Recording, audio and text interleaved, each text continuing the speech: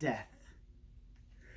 The parasite that has plagued our world since the first bite of the forbidden fruit, long thought impossible to defeat, death was conquered one day by the Lamb of God, who the world so desperately wanted to slay. Just when the plan to kill the man they called a heretic had been pursued, Christ himself rose from the grave, claiming victory over the tomb as the believer population grew and grew. And I'm not just telling you this story because it reigns true. It's also the rite of passage to salvation for me and you. But here's the news.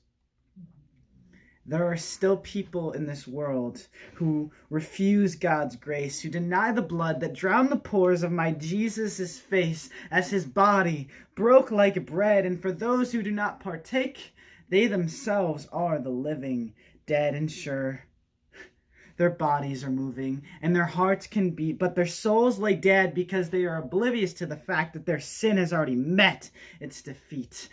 They live their everyday lives on this planet we call Earth, never knowing the second birth that only Jesus can provide. They reside their identity in death and sin, never knowing the joy we get when Christ calls us into a light that is beyond all compare, into a life that knows nothing of despair, where the word eternity is reality and souls can finally experience true life.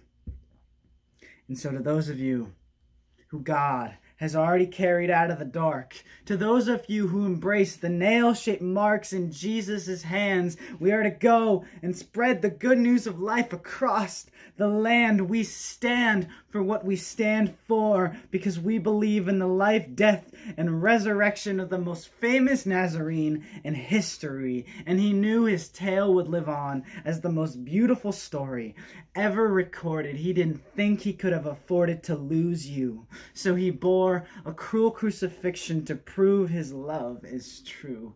And so the story of death's defeat is this: that God's grace became a baby, and that baby became a boy, and that boy became a man, and that man became a corpse, and that corpse became an empty grave.